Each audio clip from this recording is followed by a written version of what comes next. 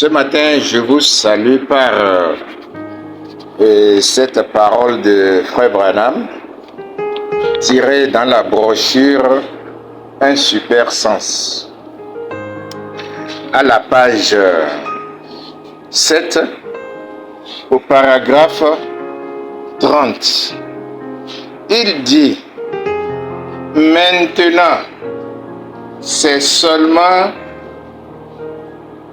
si c'est la volonté du Seigneur. Sinon, je suis prêt à aller n'importe où, à n'importe quel endroit, peu importe où c'est, je veux y aller. Mais tant que je pourrai rester dans cette poussière de la terre dans laquelle Dieu m'a mis, je veux prêcher ces richesses insondables jusqu'à ce que la mort me retire de ce corps. C'est ce que j'ai résolu par la grâce de Dieu. S'il veut seulement me venir en aide, s'il retire ma main, s'il retire sa main de moi, le diable me tuera. Donc, priez que Dieu garde sa main miséricordieuse sur moi. Amen. Et moi j'ajoute, il y a tellement de bénédictions à parler de Dieu. Il y a tellement de bénédictions à parler de Dieu dans ce monde. Et Frère Branham l'a dit, c'est une richesse infinie.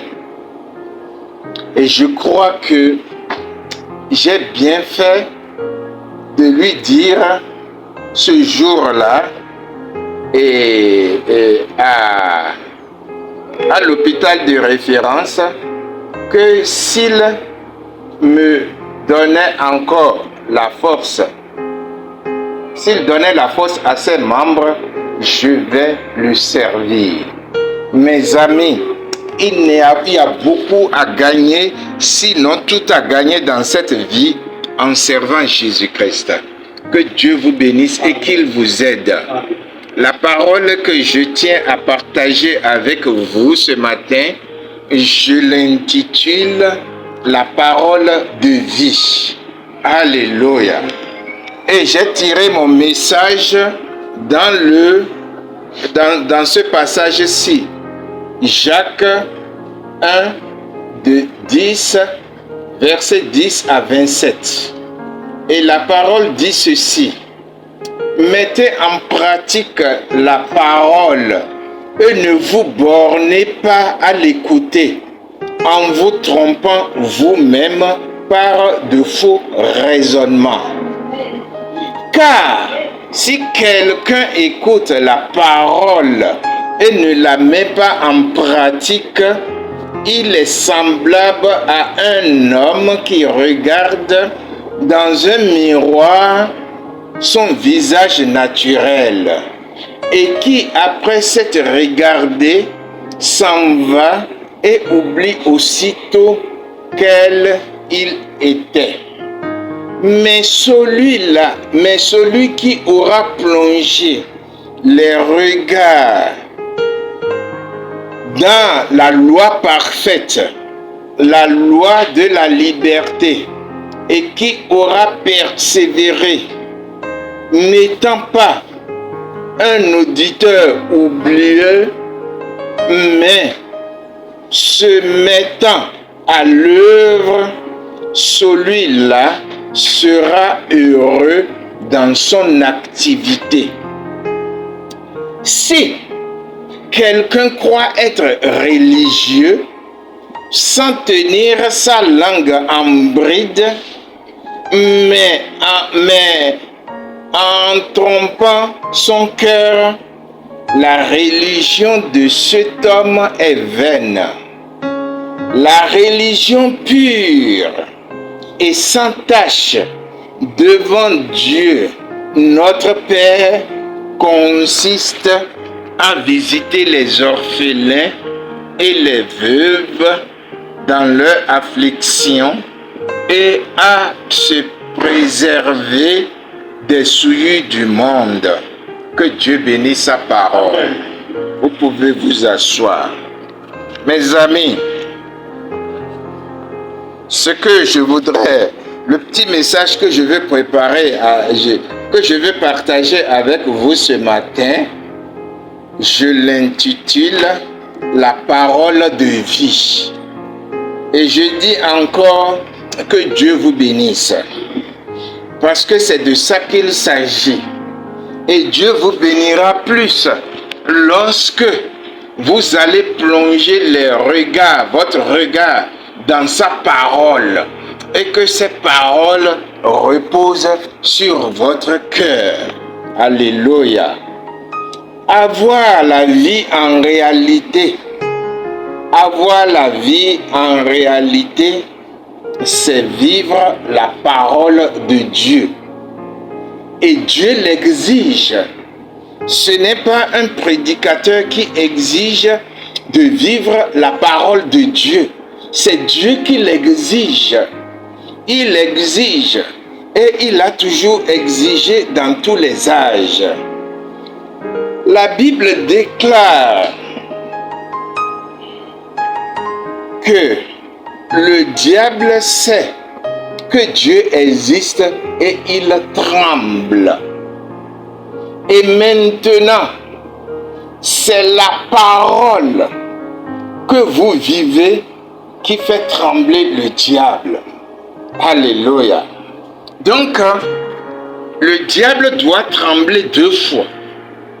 Il sait que la parole de Dieu, il connaît la parole de Dieu et il tremble. Maintenant, vous qui aviez reçu cette parole et qui connaissez cette parole comme lui, vous deviez vivre cette parole. Alors, il va encore trembler. Amen.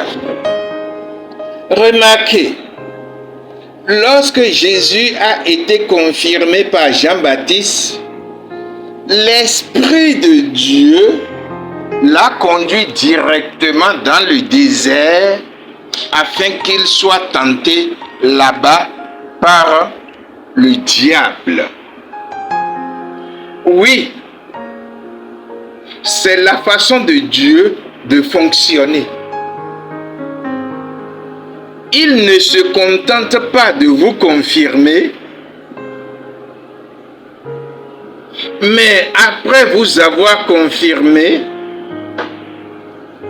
alléluia, il fait en sorte que vous soyez testés. Et c'est là où beaucoup de chrétiens ou de chrétiennes échouent. Le test. La Bible déclare que la parole de Dieu soit la vérité. Que sa parole soit la vérité et que celle des hommes soit mensonge. Dieu ne va pas vous confirmer et vous serez en train de traîner dans le monde et dans les choses du monde. C'est faux. Votre confirmation vient dans le fait que vous aviez saisi les choses de Dieu.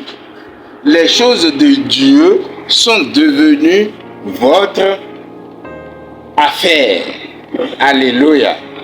Jésus-Christ n'a-t-il pas dit à ses parents,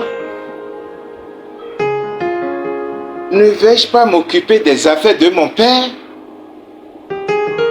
En fait, c'est votre rôle. C'est mon rôle. Nous devons nous occuper des affaires du Père. Un vrai chrétien, une vraie chrétienne, alléluia, ils ne sont pas des flemmards. Le mot est bien choisi. Mais ce sont des gens qui sont engagés pour les choses de Dieu. Ils sont engagés pour les affaires du Père. Que Dieu bénisse tous ceux-là qui sont réellement engagés pour les affaires du Père. Parce que beaucoup de chrétiens ou de chrétiennes pensent que lorsque tout va bien, c'est l'occasion pour eux de se glorifier un peu, d'être un peu orgueilleux, d'être un peu cela ou d'être un peu ceci. Non, Dieu t'a béni, il t'a donné la santé, il t'a donné un travail, il t'a donné une famille, il t'a donné des enfants, afin que à son tour, que tu sois apaisé et que tu t'occupes de ses affaires. La Bible ne dit-elle pas que Dieu a dit, je vous bénirai au point où jusqu'à ce que votre joie soit complète? Alors, il a fait en sorte que toi, ta joie soit complète. Et tout ce que tu fais, c'est de mettre cette joie-là dans des choses du monde et le monde. Mes amis, ce n'est pas bon. Je veux pour exemple Saint Paul, alléluia, son attitude, l'attitude de Saint Paul. Lorsqu'il a reçu Jésus-Christ et qu'il a dit à Jésus-Christ, qui es-tu Seigneur? Et que Jésus-Christ, il a reçu la réponse dans la colonne de feu. Et la colonne de feu lui a dit, je suis Jésus-Christ que tu persécutes. Alors, en même temps, Paul a changé de vision. Il a changé de comportement. Il a changé de programme. Docteur Paul est devenu le docteur des affaires de Jésus-Christ. Alléluia. Il n'est plus allé à Jérusalem pour réclamer le titre de son doctorat, pour être à la tête de je ne sais quoi. Maintenant, il sait qui est le vrai patron. Il sait qui est son absolu. Il sait pour qui il doit combattre. J'en veux pour deuxième exemple le prophète Moïse, ce grand homme de Dieu. Remarquez, malgré toute la persécution qu'il a eue parmi les enfants hébreux, il est resté fidèle à son programme. Et son programme était d'aller délivrer le peuple de Dieu. La Bible ne dit-elle pas que ne témoigne pas en sa faveur pour dire qu'il est l'homme le plus patient? Alléluia. Pourquoi il est patient? Il sait qu'il doit combattre le diable. À partir de là, c'est le diable qui fait que ces gens, ces Hébreux, lui ont tenu tête, l'insultaient. Et c'est ce que nous devons faire aujourd'hui. Quoi qu'on te fasse, tu dois garder ton courage et persévérer pour la gloire de Dieu. Nous sommes là pour la gloire de Dieu. Nous ne sommes pas là pour notre propre gloire. Que Dieu vous bénisse. Il y a beaucoup de chrétiens qui travaillent pour leur propre gloire. C'est moi qui ai fait ceci. C'est moi qui ai fait cela. Mais la gloire ne doit pas être attribuée à toi. Mais la gloire doit être attribuée à Jésus-Christ. Alléluia. Vous voyez? Donc, c'est comme ça, mes amis. Parfois, lorsque j'entends les témoignages de certains chrétiens ou de certaines chrétiennes et que je vois la vie qu'ils mènent, je mets la main sur ma bouche et je souris. parce que cela ne concorde pas avec la parole. Ah, pasteur, moi j'ai fait ceci et voilà ce qu'on m'a fait. Pasteur, j'ai fait ceci et voilà ce qu'on m'a fait. Pasteur, moi, attends. Mais Frère Branham m'a dit, mais nous avons quelque chose à supporter. Mais si tu veux la récompense des gens pour qui tu fais quelque chose, alors n'attends plus la récompense de Dieu. En fait, c'est ça. Ils sont là toujours à se plaindre du matin au soir. Pasteur, je veux te voir. Voilà ce qu'on me fait. Voilà ce que j'ai fait dans l'église. Et voilà ce que... Mais attends, est-ce que c'est pour ça que Dieu t'a appelé? Frère Branham a été clair. Il dit, nous avons quelque chose à supporter. Tu as à supporter ta femme têtue. Tu as à supporter ton mari têtu. Tu as à supporter les frères têtus. Tu as à supporter ta famille têtue. Mais voilà ce que tu dois supporter. Tout à l'heure, le frère disait, et il disait que Jésus-Christ était au milieu d'eux. Jésus-Christ qu'ils prétendaient adorer, il était au milieu d'eux. Mais il le persécutait. Mais cependant, il continuait de prier Dieu, de croire en Dieu. Que Dieu ouvre les yeux de votre cœur afin que vous sachiez réellement qui vous adorez. Alléluia. Je peux entendre dire encore Amen. Vous voyez. Et un jour, un frère qui venait ici, depuis qu'on était de l'autre côté, je l'ai rencontré et il me dit, pasteur, tu sais pourquoi les gens ne sont pas nombreux? J'ai dit non, je veux bien le savoir. Il me dit, tu prêches comme si c'était la guerre. Tu prêches comme si Dieu n'est pas bon. Mais Dieu est très bon. Je dis, mais je suis content que tu le saches, que Dieu est bon. Il dit, tu oublies que le monde évolue et tu prêches comme si c'était une guerre. Alléluia. J'ai dit, c'est exactement ce que je veux que les fidèles comprennent. Que nous sommes en temps de guerre. Pas contre quelqu'un, pas contre notre pays, mais nous sommes en guerre contre nous-mêmes. Et il dit pourquoi.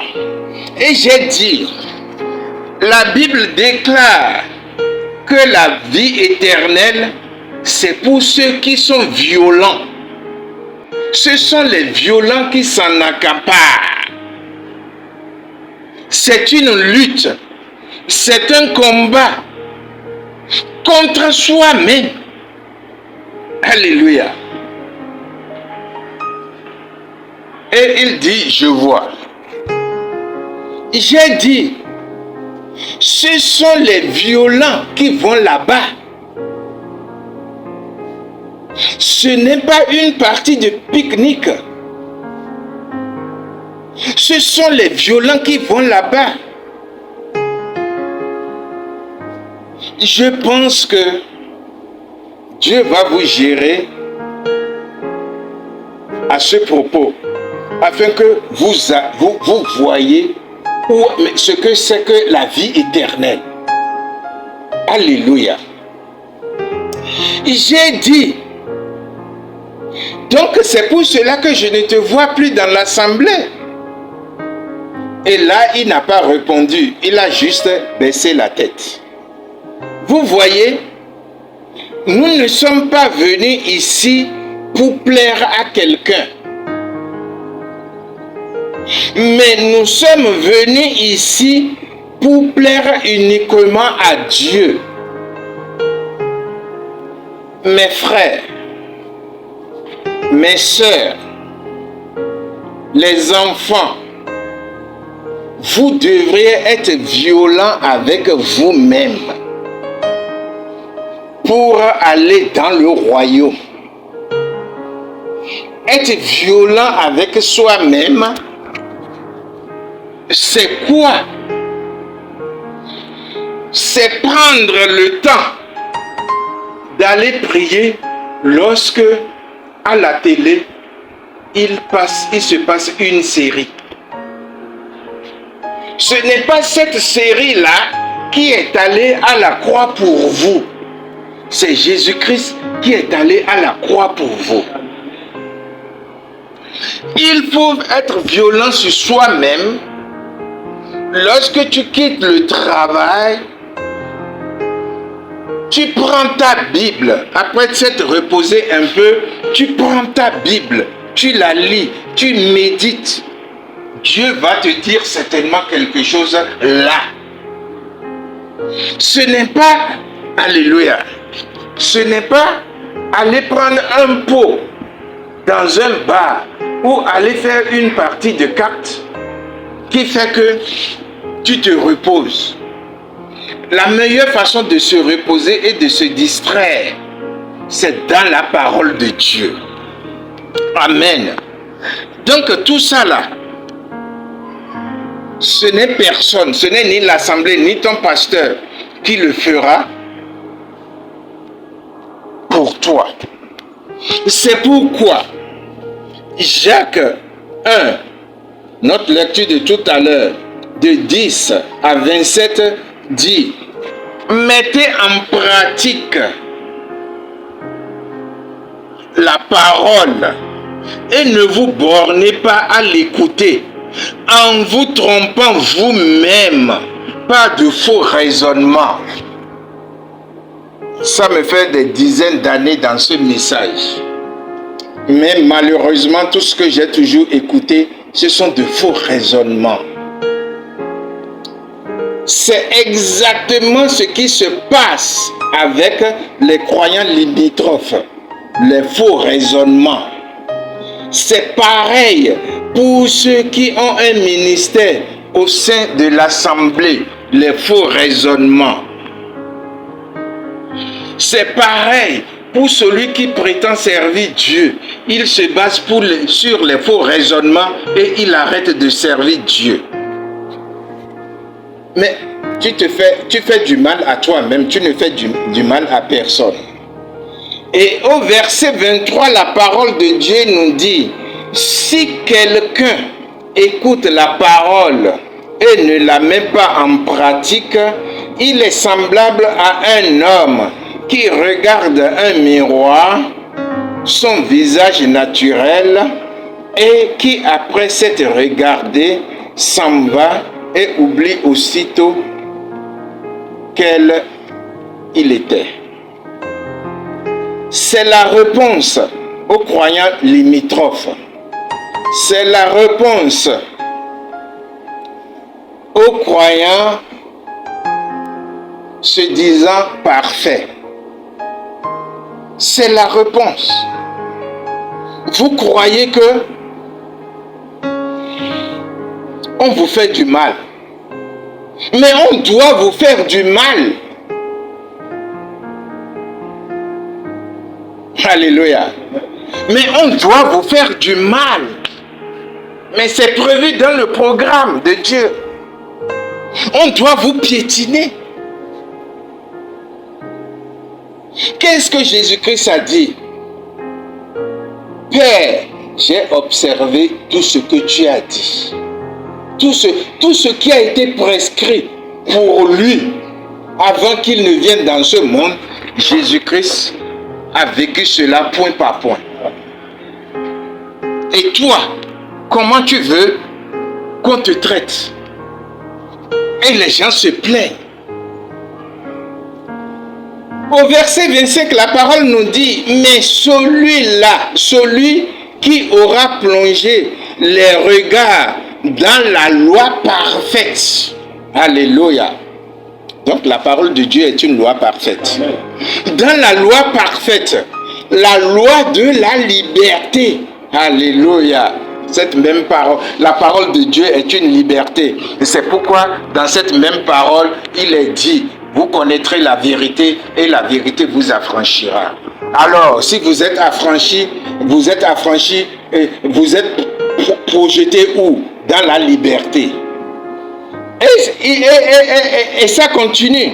Le verset 25 dit, mais celui qui aura plongé les regards dans la loi parfaite, la loi de la liberté, et qui aura persévéré, amen, qui aura persévéré, n'étant pas un auditeur oublieux, mais se mettant à l'œuvre, celui-là sera heureux dans son travail. Alléluia. Dans son travail. La première bénédiction, c'est que vous soyez heureux dans votre travail. Dans ce que Dieu vous a donné à faire sous le ciel. Vous voyez maintenant l'explication de la parole de Dieu. Et vous avez l'explication des bienfaits que vous avez lorsque vous mettez en pratique la parole de Dieu. C'est pourquoi Frère Branham a dit que la parole de Dieu est son propre interprète. Alléluia. La parole de Dieu est son propre interprète.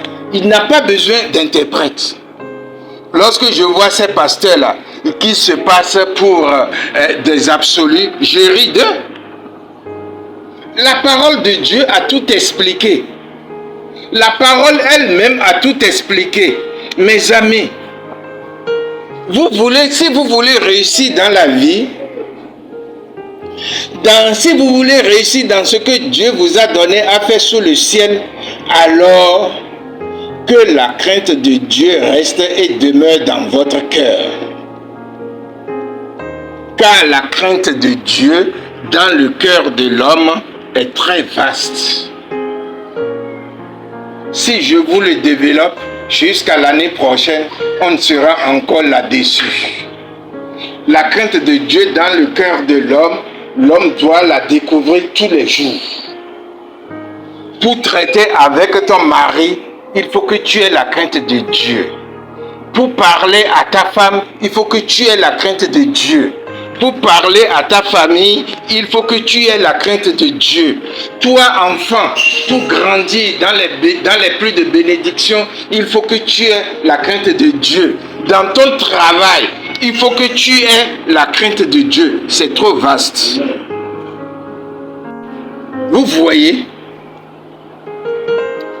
Et au verset 26, la parole de Dieu nous dit, si quelqu'un croit être religieux, sans tenir sa langue en bride, mais en trompant son cœur, la religion de cet homme est vaine.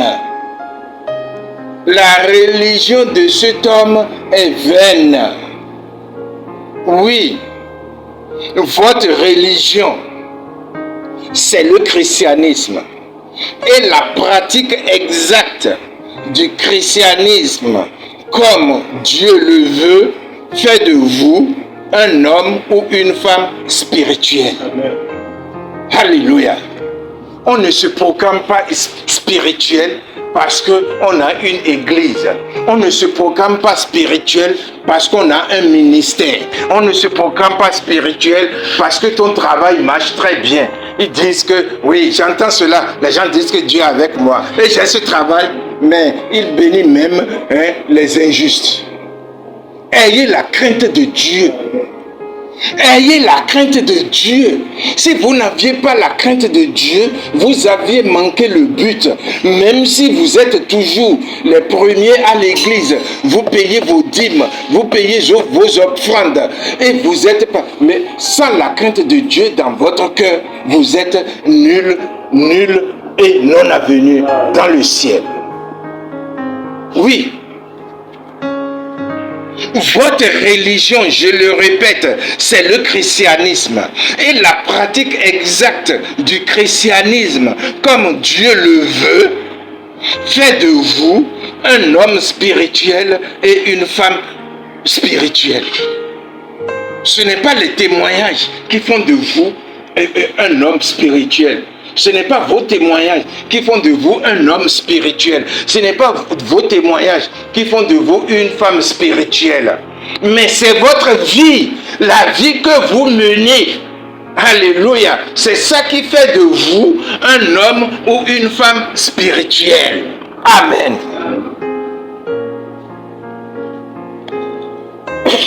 Et maintenant, au verset 27, la parole de Dieu dit: la religion pure et sans tache devant Dieu notre Père consiste à visiter les orphelins et les veuves dans les afflictions et à se préserver. Alléluia. J'insiste beaucoup là-dessus. Et à se préserver des souillures du monde. Amen. Ça n'a pas besoin d'explication. La parole même s'est expliquée. Je répète, la religion pure et sans tache devant Dieu, notre Père, consiste à visiter les orphelins, les veuves, les afflictions, dans leur affliction, et à se préserver. Je répète, et à se préserver des souillures du monde. L'une des souillures du monde, c'est la télévision. L'une des souillures du monde, ce sont les réseaux sociaux. Alléluia. L'une des souillures du monde, c'est votre orgueil. L'une des souillures du monde, c'est votre façon de parler à votre prochain. Parce que vous êtes quelqu'un. Tout ça là, ce sont les souillures du monde. Et maintenant, après avoir bien fait ces choses, vous commencerez à devenir un homme ou une femme spirituelle. Que Dieu vous aide. Que Dieu vous aide. Car s'il ne vous aide pas, vous n'allez rien comprendre. Et vous allez continuer à vous tromper vous-même. C'est pourquoi celui qui est béni, celui à qui Dieu a donné une famille, un travail et tout, une bonne santé, celui-là doit plonger ses regards dans la Bible pour se poser la question, pour chercher maintenant, qu'est-ce qui me reste à faire? Car Frère Branham a dit, nous avons toujours quelque chose à faire. Que Dieu vous aide. Oui, c'est peut-être dur, mais c'est la vérité. C'est peut-être dur, mais c'est la vérité. La dernière fois, on m'a invité à prêcher. Il y avait quelques autorités là. Lorsque j'ai un peu insisté là-dessus, les gens ont dit, mais alors, mais lui là, écoutez bien, ils m'ont dit, mais il est venu nous insulter. Mais je préfère que le pasteur vous insulte, que la prédication du pasteur vous insulte et que vous soyez juste. Dieu va dire, alléluia, Jésus-Christ dit, qui est votre avocat auprès du Père, dira, Père, lorsqu'il était sur la terre, il a pris position pour moi. Maintenant, je prends position pour lui. Et le Père dira, entre dans la joie de ton Père.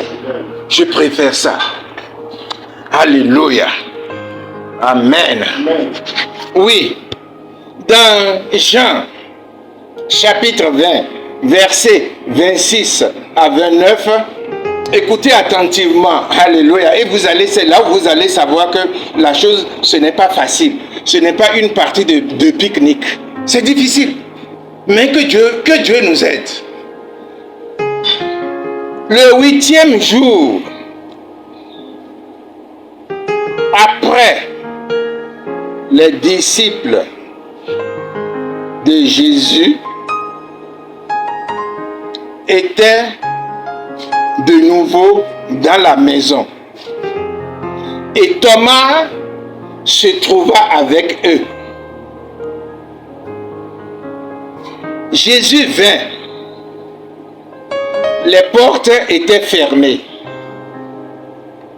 Se présenta au milieu d'eux et dit: la paix soit avec vous. Alléluia. Puis, il dit à Thomas, vous voyez, personne n'a fait un compte rendu à Jésus. Mais il savait ce que le problème que Thomas causait à ses frères. Dieu connaît tout ce que nous faisons ici. La Bible dit, il lit dans notre cœur.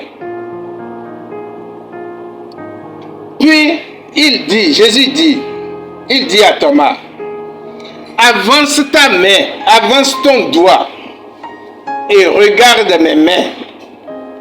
Avance aussi ta main et mets-la dans mon côté. Et ne sois pas incrédule, mais crois. Thomas lui répondit, mon Seigneur et mon Dieu. Et Jésus lui dit, parce que tu m'as vu, tu as cru. Heureux ceux qui n'ont pas vu et qui ont cru. Aujourd'hui, nous avons plein de Thomas dans les assemblées. Ils ne veulent rien faire. Ils ne veulent rien entendre. Lorsque tu prêches quelque chose, tu prêches sur quelque chose qui ne va pas avec ce qu'ils veulent entendre, tu es mauvais. Ce sont des Thomas. Mais je voudrais vous faire savoir quelque chose. Mes amis, que Dieu vous aide. Que Dieu nous aide dans notre incrédulité. Vous voyez, car malgré les 3 ans et demi pendant lesquels Thomas a marché avec Jésus-Christ, l'incrédulité était toujours collée à lui. L'incrédulité était toujours collée à lui. Il a fallu que Jésus-Christ lui-même vienne le faire sortir de là. Oh Seigneur, ma prière ce matin, c'est de nous faire sortir de notre incrédulité. Il a fallu que Jésus-Christ lui-même vienne. Pierre et ses frères ont tout fait. Thomas avait cette incrédulité sur lui. Et il continue de dire, si je ne le vois pas, si je ne le touche pas, je ne croirai pas. Voilà les fidèles que nous avons aujourd'hui. Voilà pourquoi les gens fuient de l'assemblée. Tous ceux qui se disent chrétiens ou chrétiens doivent commencer par se débarrasser de leur incrédulité. Que Dieu vous aide. Dans Romains 10, 9 à 10, la parole de Dieu dit, si tu confesses de ta bouche le Seigneur Jésus, et si tu crois dans ton cœur que Dieu l'a ressuscité des morts, tu seras sauvé. Car c'est en croyant du cœur qu'on arrive à la justice. Et c'est en confessant de sa bouche qu'on parvient au salut. Selon ce qu'il est écrit, quiconque croit en lui ne sera pas dans la confusion. Amen. Aujourd'hui, lorsque tu prêches, afin que les fidèles aient le goût de confesser leurs péchés, pas à toi, mais à Dieu, ils disent que tu les insultes. Mais ça là, cette déclaration ne m'a jamais entamé. Au contraire, ça me fortifie. Parce que Paul a dit à Timothée, prêche la parole. Et frère Branham a dit, dites la vérité, quel que soit ce que cela va vous coûter. Oui. Amen. Que Dieu me donne la force de toujours le faire. Maintenant, c'est quoi la confusion? Amen. Alléluia. Je vais vous expliquer ce que c'est que la confusion. La confusion ne vient pas en même temps. La confusion vient au dernier jour. Parce que, en ce moment, sur la base de ta confession, nous qui sommes ici, nous les humains, nous t'avons admiré. Nous t'avons cru. Nous t'avons admiré. Et nous croyons même parfois que tu es le meilleur, que tu es la meilleure. Mais au dernier jour, à notre grande surprise, nous attendons que Jésus dise « Je ne te connais pas ». Voilà la confusion. Je ne te connais pas. Pourquoi? Parce que lorsque tu étais sur cette terre, au lieu de prendre position pour lui, au lieu de te faire petit et humble et confesser tes péchés, afin que Dieu te pardonne, tu es là à te glorifier. C'est moi qui fais ceci, c'est moi qui ai fait ceci, c'est moi qui ai fait cela. Ce comportement ne va t'amener que la confusion. C'est ça la confusion. C'est dommage. Et que Dieu nous en garde. Je peux entendre dire Amen. Que Dieu nous en garde de la confusion. Mon frère, si Dieu te révèle que tu dois te faire petit et humble maintenant, fais-le en même temps. Parce que frère Branham a dit, ne reportez pas à demain ce que vous pouviez faire aujourd'hui. Sinon, vous allez le regretter. Amen. Mon souhait, c'est que nous tous, nous soyons heureux là-bas. Comme le frère vient de le dire tout à l'heure. Ah, voilà, cette soeur est là. Ah, hello. Voilà, ce frère est là. Hello. Et toi, ici, tu ne rentres même pas dans le royaume. Parce que Jésus-Christ a déclaré à son Père, je ne te connais pas. Que Dieu nous en garde. Maintenant, je m'en vais finir. Écoutez attentivement. Dans Apocalypse 1, 17 à 18, la parole de Dieu nous dit, quand je le vis, je tombais à ses pieds comme mort. Il posa sur moi sa main droite en disant, ne crains point. Alléluia. Ne crains point. Je suis le premier et le dernier et le vivant.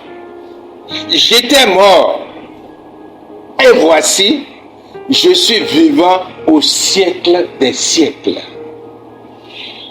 Je tiens les clés de la mort et du séjour des morts. Alléluia. Je te dis maintenant ici, que cela reste demeure dans ton cœur. Celui-là, celui qui vient de parler là, voilà ton absolu.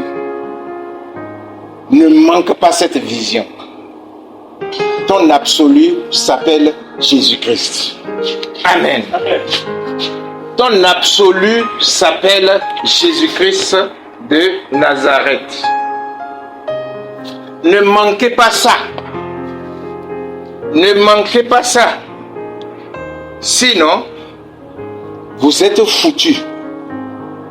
Mes amis, cessez de promener les regards inquiets cessez de consulter à tout moment les réseaux sociaux. Ce que un flemmard dit sur les réseaux sociaux, il n'a même jamais lu le premier chapitre de la Bible. Et c'est lui qui donne des conseils sur les réseaux sociaux. Et vous prenez ça. Et vous mettez cela en pratique.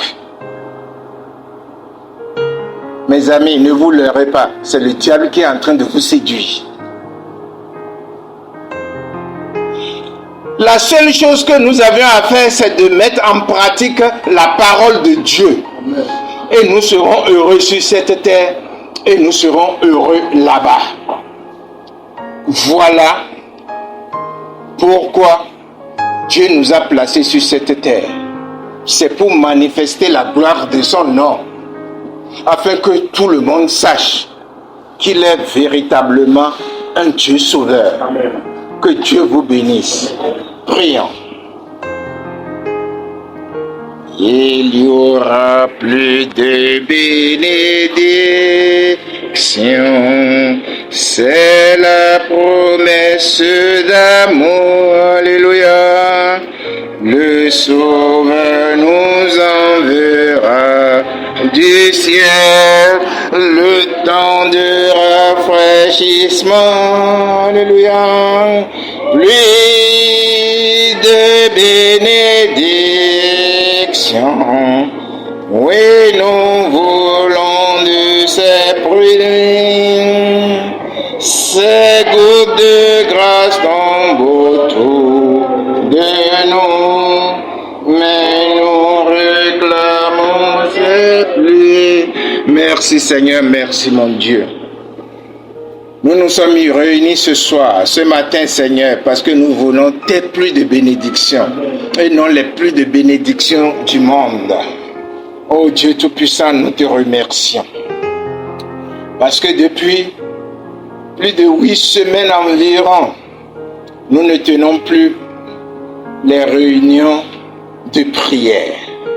Mais nous avions commencé maintenant parce que le couvre-feu est terminé. Parce que le spectre de la guerre est terminé. Parce que tu as préféré que tes enfants ont la paix, ta paix. Parce que lorsque tu partais, tu as dit à tes disciples, je vous laisse ma paix, je vous laisse la paix et je vous laisse ma paix. Et c'est cette paix-là que nous avons, Seigneur. Merci infiniment. Que cette paix soit dans notre travail, que cette paix soit dans notre ministère, que cette paix repose sur ce pays, que cette paix repose dans nos pays différents, que cette paix soit dans le monde entier. Oh Dieu Tout-Puissant, dénonce les esprits malins qui sont dans le monde. Le monde ne les appartient pas. C'est à toi que le monde appartient. Parce que ta parole dit clairement, la terre m'appartient. La terre et tout ce qui s'y trouve. Merci Seigneur. Pendant que nous sommes encore dans ce bas monde, garde-nous afin que la gloire de ton nom uniquement, que nous manifestons uniquement la gloire de ton nom, afin que ce jour-là, tu puisses dire à ton Père qui est notre Père, lorsqu'ils étaient sur la terre, ils ont pris position pour moi. Moi aussi, je prends position pour eux. Et Seigneur, tu diras, entrez dans la joie de votre Père. Entrez dans le royaume de votre Père. Merci Seigneur, je le crois. Je le crois parce que lorsque tu quittais, tu as déclaré, je m'en vais vous préparer une place. Et je suis conscient que moi et mes frères, mes sœurs, tous ces enfants, tous ceux-là qui sont partout dans le monde, qui sont sincères, ils ont leur place là-bas.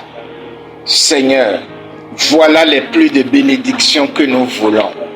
Nous te le demandons au nom de Jésus-Christ, notre Sauveur, pendant que toi, tu nous gardes tout au long de la semaine, tout au long de ce mois et tout au long du temps qui nous reste à passer sur cette terre. Au nom de Jésus-Christ, Père, nous avons prié. Que Dieu vous bénisse et qu'il vous donne toujours sa paix partout et en tout lieu. Que Dieu vous bénisse. Merci Seigneur.